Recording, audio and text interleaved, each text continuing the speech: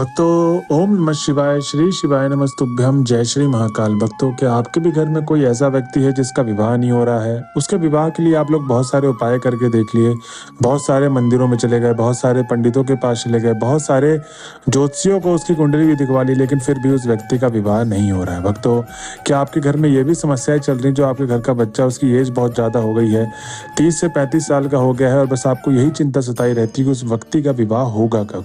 और भक्तों, क्या आपके घर में ये भी सबसे बड़ी समस्या बनी हुई है कि जो आपके घर की लड़की है, जिस घर में आप चाहते हैं कि आपके बेटे की वहां पर शादी हो, और वो जो सामने वाला घर है ना हाँ कर रहा है ना कर रहा है, बीच असमंजस में डाल रखा है आप लोगों को? तो बस यही सारी समस्याओं को लेकर गुरुदेव जी ने आज के इस वीडियो में सिर्फ और सिर्फ 3 ऐसे उपाय बताएं विवाह से रिलेटेड। अगर आप जिनको अपने जीवन काल में करते हैं तो आपके घर की जो भी समस्याएं हैं वो सारी की सारी समस्याएं जड़ से समाप्त होने वाली हैं। तो भक्तों, चलिए चलते हैं उपाय की तरफ और जानते हैं गुरुदेव जी ने आज के इस वीडियो में विवाह से रिलेटेड कौन से उपाय बताए हैं। और जो भी भक्त आज हमारे चैनल में पहली बार आए हैं और मेरी आवाज पहली बार सुन रहे हैं तो चैनल को कर ले सब्सक्राइब और बेल नोटिफिकेशन को ऑन कर लें, जिससे गुरुदेव जी की आने वाली अपकमिंग वीडियोस आपको मिलती रहे। तो भक्तों, सबसे पहले उपाय की तरफ चलते हैं। तो इसमें गुरुदेव जी ने बोला है कि इस उपाय में आपको क्या करना है। सबसे पहले तो चाहिए आपको आधी कटोरी हल्दी। अब जो आप आधी कटोरी हल्दी लेंगे ना, वो आपको खड़ी हल्दी की आधी कटोरी हल्दी लेनी है। तो आपको करना क्या है कि किराना दुकान में जाए और वहां पर आप 50 से 60 ग्राम खड़ी हल्दी मांग ले, जो बिना पिसी हुई हल्दी होती। ठीक, अब उसको आपको घर पे लाके पीस लेना है, और घर पे जब आप लाके उसको पीसेंगे तो जो उसकी हल्दी निकलेगी वही आपको आधी कटोरी हल्दी ले लेना है। ठीक, अब भक्तों, ये उपाय करना कब है? ये उपाय आपको जो भी अगला सोमवार पड़ेगा, जो भी नया सोमवार, जब भी आप इस वीडियो को सुन रहे हैं तो अगले सोमवार के दिन आपको ये उपाय करना है। ठीक, तो अब इस उपाय में आपको चाहिए, मैंने बताया आपको क्या, आधी कटोरी हल्दी और एक तांबे के लोटे में जल चाहिए। और जो तांबे के लोटे में जल आप भरेंगे वो आपको घर से भर के लेके जाना है, मंदिर परिसर से जल आपको नहीं भरना है। ठीक, इस चीज का ही बस आपको विशेष ध्यान देना है। अब जब सोमवार के दिन आप महादेव के मंदिर में पहुंच गए तो गुरुदेव जी कहते हैं कि सबसे पहले तो आपको करना क्या है, 5 से 10 मिनट भगवान भोले बाबा की आराधना करनी है। क्या करनी है? 5 से 10 मिनट भगवान भोले बाबा की आराधना करनी है। अब इसके पीछे बहुत बड़ा कारण है, गुरुदेव जी ने ऐसा क्यों बोला है, मैं आपको एकदम वीडियो के लास्ट में समझाऊंगा।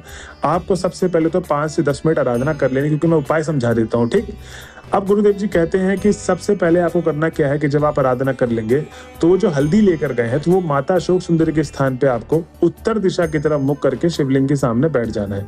तो माता अशोक सुंदरी जहां पर है वहां पर आपको वो हल्दी गीली कर लेनी है, और अपने सीधे हाथ से, मतलब जिस लड़का लड़की का विवाह नहीं हो रहा, सबसे पहले तो ये जान ले कि उसी व्यक्ति को उपाय करना है।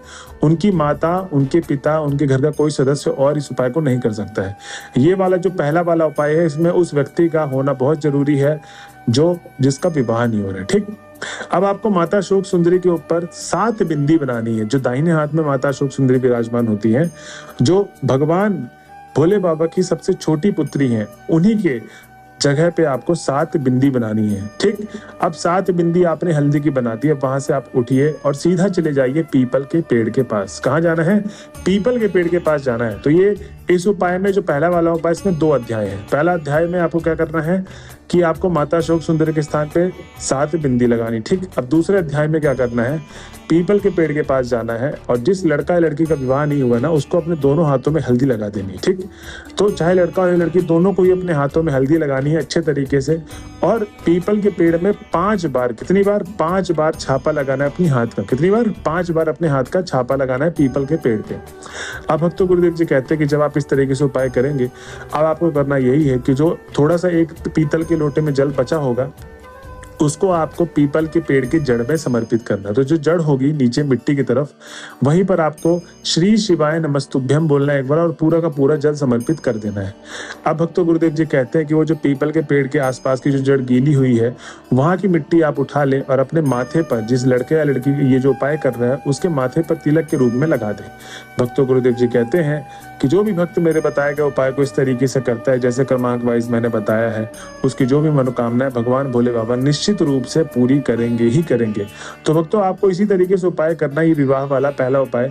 इस उपाय को लाखों लोगों ने किया, उनकी मनोकामना पूर्ण हुई है, आपकी मनोकामना अवश्य रूप से पूर्ण होगी ही होगी। तो भक्तों, ये था पहला उपाय। अब हम चलते हैं अपने दूसरे उपाय की तरफ। इस उपाय में गुरुदेव जी ने बताया कि आपको चाहिए 1 बेलपत्र की डंडी। अब जो आप 1 बेलपत्र की डंडी लेंगे, वो ज्यादा बड़ी डंडी ना ले, छोटी सी डंडी ले लें। ठीक, और उसके बाद आपको चाहिए मात्र 1 काली मिर्च। ठीक, 2 से 3 काली मिर्च आप अपने हिसाब से भी नहीं लें। आपको सिर्फ और सिर्फ जितना सामग्री में बताया जा रहा है कि इतना इतना चाहिए, उतना ही उतना आपको भी सामग्री लेनी है। तो 1 बेलपत्र की डंडी छोटी सी, 1 काली मिर्च और 1 तांबे के लोटे में जल। और तांबे के लोटे में जल लेंगे वो कहाँ से लेंगे? घर से भर के लेंगे। देखिए भक्तों, एक चीज मैं आपको बताना चाहूंगा कि गुरुदेव जी के जो सारे उपाय होते हैं उसमें गुरुदेव जी आपको यही सब बताते हैं कि जो आप जल आप लेते हैं वो आपको घर से ही भर के लेके जाना है, मंदिर परिसर से जल नहीं भरना है। ठीक, आप उपाय अपने घर के कष्ट काटने के लिए कर रहे हैं तो घर का जल होना अनिवार्य है। ठीक, तो आपको जल घर से ही भरना है। जब भी मैं बोलता हूँ 1 लोटा जल, तो आपको जल घर से भर के लेके जाना है। ठीक, अब ये तीनों सामग्री लेके आपको चले जाना है। किस दिन ये उपाय करना है? प्रदोष काल के दिन। जी हाँ भक्तों, जब भी प्रदोष काल का दिन होगा उस दिन आपको उपाय कर लेना है। भक्तों, गुरुदेव जी कहते हैं कि अब सबसे पहले तो आपको 7 से 10 मिनट वही आराधना करनी है। आराधना करने के पश्चात अब आपको उपाय शुरू करना है। उपाय में गुरुदेव जी कहते हैं कि सारा का सारा उपाय वही उत्तर दिशा की तरफ मुख करके शिवलिंग के सामने बैठकर ही होगा। तो आप ऐसा कर लें। अब जब आप शिवलिंग के सामने विराजमान हो गए तो जो आपका जो जहां पर आप बैठे उत्तर दिशा की तरफ, तो जो सामने वाला हिस्सा आपको दिख रहा है शिवलिंग का, ठीक, अपनी आंखों के सामने जो शिवलिंग का दिख रहा है हिस्सा, उसी के जस्ट पीछे वाले हिस्से में, मतलब शिवलिंग के जस्ट पीछे वाले हिस्से में जो आपको हिस्सा नहीं दिख रहा है, वहां पर आपको 1 बेलपत्र की डंडी और 1 काली मिर्च रख देनी है। भक्तों, गुरुदेव जी कहते हैं कि इस तरीके से आपको उपाय करना है। फिर आपको खड़े होकर उसी जगह पे पूरा का पूरा 1 लोटा जल समर्पित कर देना है। भक्तों, आपको जब जल अर्पित करेंगे तो उसमें गुरुदेव जी ने अर्पित जल करने का तरीका बताया। तो जल अर्पित कैसे करते हैं मैं आपको तरीका बताऊंगा इसमें।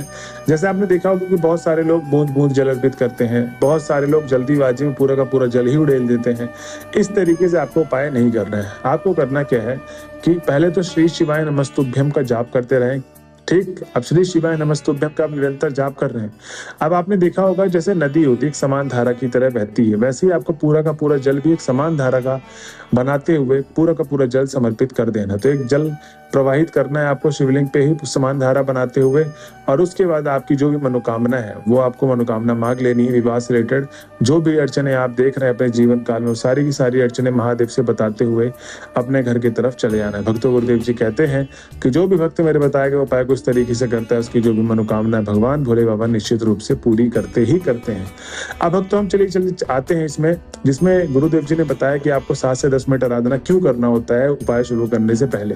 तो इसमें गुरुदेव जी ने बताया कि ज्यादातर भक्तों की जो मनोकामना पूर्ण नहीं होती वो इसलिए नहीं होती क्योंकि जाते ही वो उपाय को शुरू कर देते हैं। अब उनके मन में क्या विचार चल रहा है, क्या उनका मन शांत है या अशांत है, कुछ भी नहीं पता, वो जाते ही उपाय को शुरू करते हैं।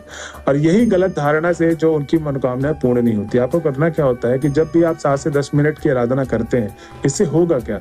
इससे होगा ये कि अगर आपका मन अशांत है, अगर आपके मन में विचार बहुत ज्यादा चल रहे हैं, जब आप भगवान भोले बाबा के नाम का स्मरण करेंगे, उनके नाम का उच्चारण करेंगे, उनके मंत्रों का उच्चारण करेंगे, तो इससे होता यही है कि आपका जो मन होता है एकदम शांत हो जाता है, लीन हो जाता है, आपके विचार खत्म हो जाते हैं, और जो भी आप सच्चे दिल से प्रार्थना करते हैं भगवान भोले बाबा तक निश्चित रूप से पहुंचती है।